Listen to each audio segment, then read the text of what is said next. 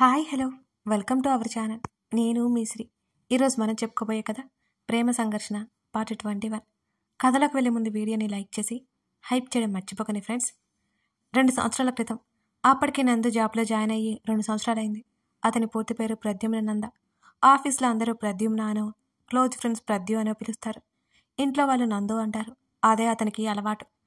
అతని పనితనానికి మెచ్చి మేనేజర్ని చేయబోతున్నారనే వార్త బయటకు వచ్చింది. నందు చాలా సంతోషపడిపోయాడు. ఆ ప్రాసెస్కి ఇంకో నెల రోజుల సమయం పడుతుంది. ఆ రోజు ఇంటర్వ్యూస్ జరుగుతున్నాయి. చాలామంది ఇంటర్వ్యూస్ కోసం వచ్చారు. రిసెప్షన్తో నిష్తో మాట్లాడి ఆఫీస్ లోపలికి వెళ్తుంటే ఆఫీస్ ఎంట్రన్స్ నుంచి ఒక అమ్మాయి హడావిడిగా నందుని తగిలి కింద పడిపోయేంతలో వెంటనే వెనక్కి తిరిగి పడకుండా ఆమె చేతిని పట్టుకుని సరిగ్గా నిలబెట్టాడు నందు. అప్పుడు చూశాడు ఆమెని. చేప కళ్ళని అటు ఇటు తిప్పుతూ సెకండ్కి ఒకసారి కనురెప్పలను కొడుతూ ముఖం మీద పడుతున్న ముంగుర్లను వెనక్కి నెట్టి పదే పదే టైం చూస్తూ ఉంది.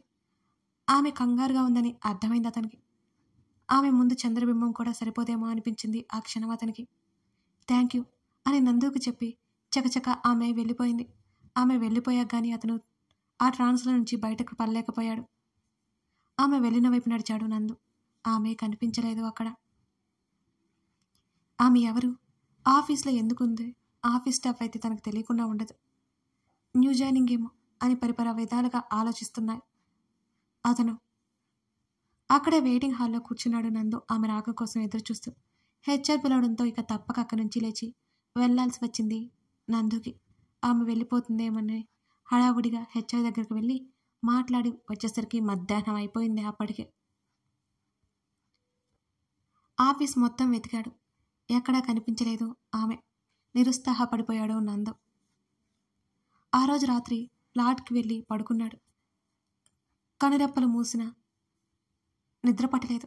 రెప్పల మాటున ఆమె రూపం మెదులుతోంది. ఆమె ఎవరో ఏమిటో తెలుసుకోలేకపోయినందుకు చాలా బాధపడిపోయాడు నందు. ఆమెను ఎలా చేరుకోవాలో అతనికి అర్థం కాలేదు. ఆలోచించసాగాడు. కాసేపటికి ఒక అద్భుతమైన ఉపాయం తట్టింది అతనికి.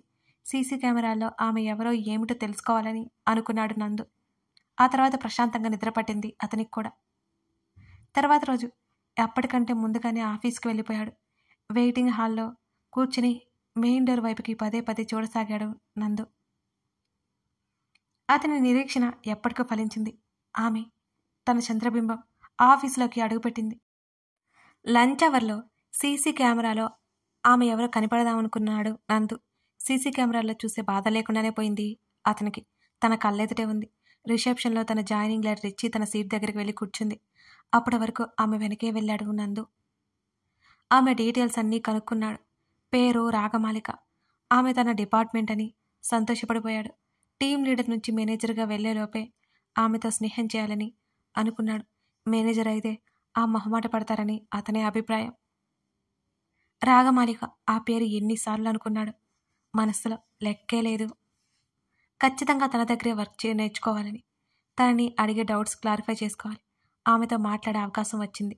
నందు తెగ సంతోషపడిపోయాడు ఆ రోజు. అప్పటికే ఆమె స్నేహితులు ఇద్దరూ అతనికి తెలుసు. త్వరగానే ఆమెతో స్నేహం కుదిరింది నందుకి. ఆమె మాటలు, ఆమె ప్రవర్తన అతనికి బాగా నచ్చాయి. ఈ ఇద్దరి మధ్య చాలా అంటే చాలా మంచి స్నేహం ఏర్పడి అది బలపడిపోయింది. అప్పటికే తల్లి చనిపోయిన బాధలో ఉన్న రాగమాలికకి నందు స్నేహం ఎంతగానో ఊరటనిచ్చింది. వీళ్ళతో పాటు రాగమాలిక స్నేహితుడు రాగి కూడా ఉండేవాడు. వారితో పాటు రాగమాలిక డాక్టర్ ఫ్రెండ్స్ కూడా ఉన్నారు. ఎక్కువగా రాగమాలిక, నందు, రాకి ముగ్గురు కలిసి బయటికి వెళ్ళడం, క్యాంటీన్కి వెళ్ళడం, లంచ్ చేయడం సరదాగా గడిపేవారు. మెల్లిగా తనకి రాగమాలిక అంటే ఇష్టమని చేతల్లో తెలియజేసేవాడు నందు. ఆమె అది గమనించిందో లేదో తెలియదు అతనికి. అయినా ఓర్పుగా ఆమెని ప్రేమించసాగాడు నందు. ఎన్నోసార్లు రాగమాలికతో ఇంటికి కూడా వెళ్ళాడు. అక్కడ సుప్రజ, మాధవులు బాగా పరిచయం నందుకి. వాళ్ళతో సరదాగా మాట్లాడేవాడు. రాగమాలిక ఎంతకీ బయటకు పడకపోవడంతో ఆమెతో ఏకాంతంగా మాట్లాడాలని బయటకు తీసుకువెళ్ళాడు నందు. ప్రద్యు, ఎక్కడికి తీసుకొచ్చావేంటి? విశాలంగా ఉన్న ఆ ప్రాంతం చుట్టూ చూస్తూ అడిగింది రాగమాలిక. నీతో మాట్లాడాలి రాగా అని అన్నాడు నందు. నాకు మేనేజర్గా ప్రమోషన్ వచ్చింది అని చెప్పాడు. కంగ్రాట్స్ ఆమె నవ్వుతూ అంది. నందు చేతిని పట్టుకుని తెగ ఊపింది. నీతో ఒక ముఖ్యమైన మరో విషయం చెప్పాలి రాగా అని అన్నాడు నందు. ఏంటది? తన దగ్గరికి వచ్చిన సీతాకోక చిలుకని అందుకోవాలని ప్రయత్నిస్తూ అడిగింది రాగమాలిక. నువ్వు నెగిటివ్గా తీసుకోకూడదు మరి అని కంగారుగా చెప్పాడు నందు. ముందైతే విషయం అయితే చెప్పు. నవ్వుతూ అటు ఇటు తిరిగింది సీతాకోక చిలుక కోసం రాగమాలిక. ఆమెలో అల్లరి చేసే చిన్నపిల్ల కనిపించింది ఆ క్షణం అతనికి. రాగా అని మృదువుగా పిలిచాడు. ఒక్క క్షణం అతని వైపు చూసి మళ్ళీ సీతాకోక చిలుక కోసం ముందుకు నడిచింది. సీతాకోక చిలుకని అందుకోవాలన్న ఆమె ఆరాటం చూస్తూ అతను అందుకుని గుప్పెడ ఆమె ముందుకు ఉంచాడు. థ్యాంక్ యూ ప్రద్యు అని సంతోషంగా గుప్పెడ తెరిచింది రాగా. రాగా ఏం చేస్తున్నావు? అది ఎగిరిపోతుంది కంగారుగా అన్నాడు ప్రద్యు. అబ్బా ప్రద్యు, నేనేం చేసుకున్నాను దాన్ని? పాపం, దానికి ఉండేది ఒక్కరోజేనట. మన చేతులు నలిగితే దానికి ఇంకా సమయం తగ్గిపోతుంది కదా. దాన్ని దగ్గరగా చూశాను, ముట్టుకున్నాను, చాలు కదా అది అని అంది రాగమాలిక. ఆమె సున్నితత్వానికి కరిగిపోయాడు నందు. ఇంతకీ ఏదో చెప్పాలన్నావు, ఏంటది? అతని కళ్ళల్లోకి చూసింది రాగ. ఆమెకు అత్యంత సమీపంలోకి వచ్చాడు నందు. అతన్ని చూస్తోంది ఆమె కూడా. చెప్పు ప్రద్యు అని అడిగింది రాగ.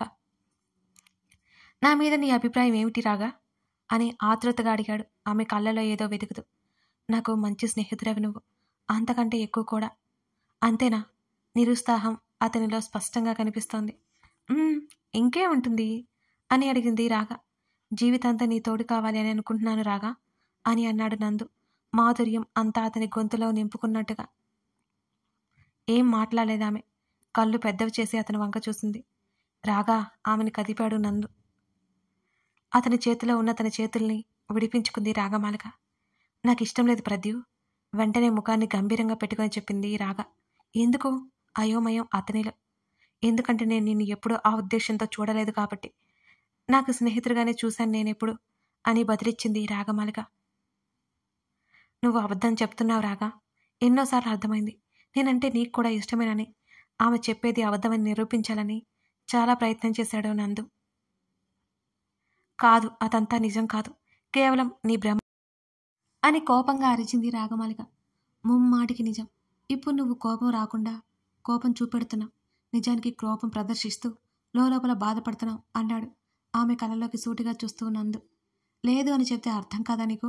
కాస్త చనువుగా ఉన్నంత మాత్రాన ప్రేమ అని భ్రమపడి ఇలా ఇబ్బంది పెట్టడం ఏమీ బాగోలేదు అని ముఖం తిప్పుకుంది రాగమాలిక. భ్రమ అని నిట్టూర్చి, భ్రమకి నిజానికి తేడా తెలియనంత మూర్ఖుని కాదు నేను అని అసహనంగా అన్నాడు నందు. ఒక్కోసారి మనకు తెలియకుండానే మనం అనుకున్నది నిజమే అని భ్రమపడుతుంటావు నందు. నమ్ముతావు. నువ్వు కూడా అంతే. ఏదైతేనేమి నీ మీద నాకు ప్రేమ లేదు, ఆలస్యమైంది, వెళ్ళాలి అని అక్కడి నుంచి ముందుకు కదిలింది. డ్రాప్ చేస్తాను అని అన్నాడు. పర్వాలేదు, కనీసం వెనక్కి తిరిగి కూడా చూడలేదు రాగమాలిక. వెళ్ళిపోయింది అక్కడి నుంచి తిరిగి. ఎన్నో సందర్భాలలో రాగమాలికకి తన ప్రేమని వ్యక్తం చేస్తూనే ఉన్నాడు నందు. కానీ ఆమె మాత్రం కరగలేదు. అతనికి బాధ. ఆ బాధ మెల్లగా అసహనంగా మారింది. ఆ అసహనం కోపంగా కూడా మార్పుని సంతరించుకుంది. అందరూ కన్స్ట్రక్షన్ బిల్డింగ్ దగ్గరికి వెళ్ళారు. అక్కడ వర్క్ అయిపోగానే కొంచెం దూరంలో బైక్ ఆపాడు. రాగా ఆమె చేతిని అందుకున్నాడు నందు. ఒకసారి చెప్తే అర్థం కాదా ప్రద్యు నీకు? ఆమె అరిచింది. నీ ప్రాబ్లం ఏంటి రాగా? అసహనపు ఛాయలు కనిపించాయి అతని ముఖంలో. నువ్వే నా ప్రాబ్లం సూటిగా అతన్ని చూసింది రాగమాలిక. ఇంకేం మాట్లాడో అర్థం కాలేదు నందుకి. కొన్ని క్షణాలు ఆవిరైపోయి అతని మౌనం వెనుక. చివరిగా అడుగుతున్నాను అని ఊపిరి పీల్చుకుని, నువ్వంటే నాకు ఇష్టం, పెళ్లి చేసుకుందాం అని ఆగాడు. నీ మీద నాకు పెళ్లి చేసుకునే ఉద్దేశమే లేదు, ఎన్నోసార్లు చెప్పాను, ఇప్పుడు కూడా అని అంది రాగమాలిక ముఖాన్ని పక్కకు పెట్టుకుంటూ. మరి ఎవరి మీద ఉంది ఇష్టం? వెటకారం ధ్వనించింది అతని స్వరంలో. చురుగ్గా చూసింది రాగమాలిక. ఒక్క క్షణం తడబడ్డాడు నందు. నాకు పెళ్లి చేసుకునే ఉద్దేశం నీ మీదనే కాదు, ఎవరి మీద లేదు. నువ్వు ప్రేమిస్తున్నానంటూ నా వెంట పడదా చూడు, ఆ ప్రేమని నాకు అసహ్యం అని తేల్చి చెప్పేసి ముందుకు నడిచింది రాగమాలిక. వెంటపడ్డానా? పడే ఉంటానులే. అది సరే, నిజం చెప్పు. నువ్వు నేను దగ్గరగా ఉన్న ఒక క్షణంలో కూడా నా మీద నీకు ఏ ఫీలింగ్ కలగలేదా అని వెనక నుంచి అరిచాడు నందు. ఆమె అడుగులు అక్కడే ఆగిపోయాయి. లేదు రాదు. నువ్వు వెళ్ళే వరకు నాతోనే ఉన్న రేపటికి గుర్తుండవు. మర్చిపోతాను నిన్ను. నాకు ఎవరినైనా మర్చిపోవడం చాలా సులువు అని వెనక్కి చూడనే లేదు ఆమె. నమ్మమంటావు సరే, నిన్ను నువ్వు మోసం చేసుకుంటూ నన్ను మభ్యపెడుతున్నా నీ మనసులో ఉన్న ప్రేమని కప్పేస్తున్నావు రాగా. ఏదో ఒకరోజు నీ మనసుని అలుముకున్న చీకటి పొరలు తొలగిపోయి ప్రేమ బయటకు వస్తుంది. ఆ రోజు కోసం నేను ఎదురు చూస్తూ ఉంటాను. అది ఎప్పటికీ జరగదు అని అంది ఖచ్చితంగా. వెళ్తున్నదల్లా ఆగిపోయి మాట్లాడుతుందని ఆ క్షణం ఆమెకి గుర్తులేదు. ఇప్పుడంటే నా నుంచి నువ్వు తప్పించుకుంటున్నావు. నా నుండి నువ్వు వదిలిన జ్ఞాపకాలను తీసుకువెళ్ళలేవుగా. నా మనసు మందిరంలో దాచుకుంటాను వాటిని. నీ తలుపులలోనే ప్రతిరోజు కాదు ప్రతిక్షణం పూజిస్తాను నిన్ను అని చిరుదరహాసం చేశాడు నందు. అతని నవ్వు మరింత వేసటకు గురి చేసింది ఆమెని. ఆమె అడుగులో అతని నుంచి దూరంగా తీసుకువెళ్ళా. నిశ్శబ్దంగా మారిపోయింది ఆ ప్రదేశం. నందు మాత్రం అతను మరింత నిశ్శబ్దంగా మారిపోయాడు. ఆ తర్వాత ఇంటికి వచ్చి చాలా రోజులైంది అని రేవంతకృష్ణ ఫోన్ చేసి రమ్మని చెబుతుంటే తప్పక ఊరు బయలుదేరడానికి సిద్ధమైపోయాడు నందు. కొన్ని రోజులైనా ఇంట్లో వాళ్ళతో ఉంటే రాగమాలకి గుర్తురాదని అతని ఉద్దేశం. అతను అనుకుంటే మాత్రం జరుగుతుందా ఏంటి? ఎక్కడికి వెళ్ళినా ఏమి చేసినా అతని ఆలోచనలన్నీ ఆమె అసలు వేడదు. తన ఫ్లాట్ నుంచి కొంత దూరం వచ్చి బైక్తో పాటు మెయిన్ రోడ్డు మీదకి చేరుకున్నాడు. మెకానిక్ షాప్ ముందు కారు పక్కన నిలబడి పదే టైం చూసుకుంటూ మాధవ్ కనిపించాడు నందుకి. అంకుల్ మీరేంటిలా? కార్ ట్రబుల్ ఇచ్చింది ప్రద్యు, త్వరగా ఇంటికి వెళ్ళాలి అని అన్నాడు మాధవ్. అవునా, రండి అంకుల్, నేను డ్రాప్ చేస్తాను. ఎలాగో అట్నుంచి అటు మా ఊరు వెళ్ళే రోడ్డు అని అన్నాడు నందు. కారు వాళ్ళకి అప్పచెప్పి థ్యాంక్ యూ ప్రద్యు అని బండెక్కి కూర్చున్నాడు మాధవ్. బైక్ ముందుకు కదిలింది. ఇప్పుడు అంత త్వరగా ఊరికి ఎందుకు వెళ్తున్నావు? ఏదైనా విశేషమా అని మాధవ్ అడిగాడు. అదేమీ లేదంకుల్, మా మామయ్య ఫోన్ చేసి రమ్మన్నారు. ఊరెళ్ళి చాలా రోజులైందని చిరునవ్వుతో బదిలిచ్చాడు. ఎన్ని ప్రాబ్లమ్స్ ఉన్నా అతని ముఖంలో చిరునవ్వు చెరగనీయడే. నీకు రాగకి గొడవేం జరగలేదు కదా? నిన్నంతా ముభావంగా ఉంది, ఏమైంది? రాగమాలికి కూడా ఏదో మూలతనంటే ఇష్టం ఉందని ఆ మాటల వల్ల అర్థమైంది నందుకి. అదేం లేదంకుల్, కన్స్ట్రక్షన్ సైట్కి వెళ్ళాం కదా, అలసిపోయి ఉంటుంది అని అన్నాడు నందు. అంతే కదా, చాలా దిగులుగా కనిపిస్తేను అని అన్నాడు మాధవ్. అంతే అంకుల్, ఇంకేముంటుంది? ఇల్లు రాగానే బైక్ ఆపాడు నందు. ప్రద్యు లోపలికి రా, కాఫీ తాగి వెళ్ళు అని పిలిచాడు మాధవ్. లోపలికి రావడానికి నాకు ఏ హక్కు లేదు అంకుల్ అని మనసులో అనుకుని నెక్స్ట్ టైం వచ్చినప్పుడు వస్తాను అంకుల్, ఊరు వెళ్ళాలి కదా, వెళ్ళేటప్పటికి చీకటి పడిపోతుంది. అలాగే, ఒక్క నిమిషం రాగని పిలుస్తాను ఉండు. పర్వాలేదు అంకుల్, తను ఇప్పుడే ఆఫీస్ నుంచి వచ్చి ఉంటుంది కదా, అలసిపోయి ఉంటుంది, నేను వెళ్ళొస్తాను అని వెంటనే బైక్ని ముందుకు కదిలించాడు నందు. వెళ్తున్న నందుని అయోమయంగా చూసి లోపలికి వెళ్ళిపోయాడు మాధవ్. సీతాపురం వచ్చి 2 రోజులైంది నందు. రాగమాలిక ఆలోచనలు ఎంతకీ వేయడం లేదు అతన్ని. నందు? పరధ్యానంలో ఉన్న నందు భుజం మీద చేతిని వేశాడు రేవంతకృష్ణ.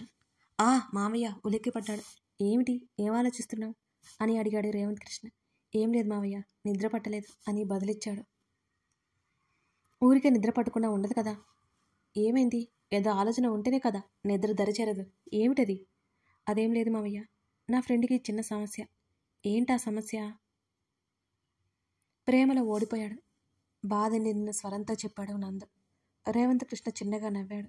ఎందుకు మావయ్య నవ్వుతున్నావు అని అయోమయంగా అడిగాడు నందు. నిజానికి ప్రేమలో ఓడిపోవడం గెలవడం అంటూ ఏమీ ఉండదు నందు. ప్రేమించడం అంటే గెలవడమే, ప్రేమ పొందితేనే గెలిచినట్టు కాదు. అర్థం కాలేదు మావయ్య అని అయోమయంగా అన్నాడు. ప్రేమ, ఆ పదం మన మనసులో మెదిలితే అదే మనకి గెలుపు. ఆ ప్రేమ దక్కినా లేకున్నా ఆ ప్రేమని అనుభూతి చెందుతాం చూడు, అదే గెలుపు. అంటే కొంతలో కొంతైనా తృప్తి చెందుతాం. ఇక ప్రత్యేకంగా గెలవడం అంటూ ఏమీ ఉండదు. మన ఊహల్లో, మన ఆలోచనల్లో ఎప్పుడూ ప్రేమ పదిలంగానే ఉంటుంది, అంటే ఉన్నత స్థాయిలో. అప్పుడు ఇక తలుచుకొని బాధపడే కంటే ఊహల్లో మన అనుకున్న వాళ్ళతో విహరించడమే ఉత్తమం అని అన్నాడు రేవంతకృష్ణ. నువ్వు చెప్పేదంతా అయోమయంగా ఉంది మావయ్య. ఆయన నవ్వాడు. అత్తయ్య అంటే మీకు చాలా ఇష్టం కదూ అని అడిగాడు నందు. మీ అత్తయ్య నాలోనే ఉంది, నాతోనే ఉంది, నా పక్కన లేదు, అంతే. ఇప్పటికి ఆలస్యమైంది, ఏమీ ఆలోచించకుండా నిద్రపో అని చిన్నగా నందు భుజం తట్టి అక్కడి నుంచి వెళ్ళిపోయాడు రేవంత్ కృష్ణ. మరో 2 రోజులే గడిచాయి. రేవంత్ కృష్ణ నందుకి రాగమాలికని పరిచయం చేశాడు. ముఖానికి స్కార్ఫ్ కట్టుకున్నా సరే ఆమె కళ్ళను అతను గుర్తుపట్టాడు. అసలు ఎలా ఉంటాడు గుర్తుపట్టకుండా? ఆ కళ్ళే కదా అతన్ని తన వైపుకి లాగేసుకుంది. అతన్ని చూడగానే ఆమె కళ్ళల్లో కంగారు స్పష్టంగా తెలిసింది. ఆ రోజు ఆమెను అక్కడ చూడగానే ఆశ్చర్యపోయాడు నందు.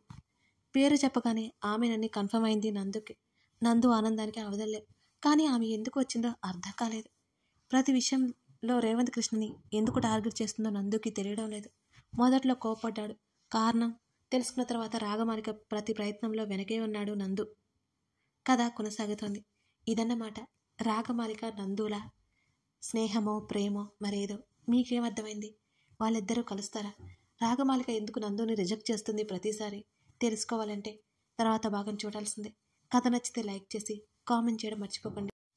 2026 లోపు మన ఛానల్ 40K ఫ్యామిలీ అవ్వాలని నేను కోరుకుంటున్నాను.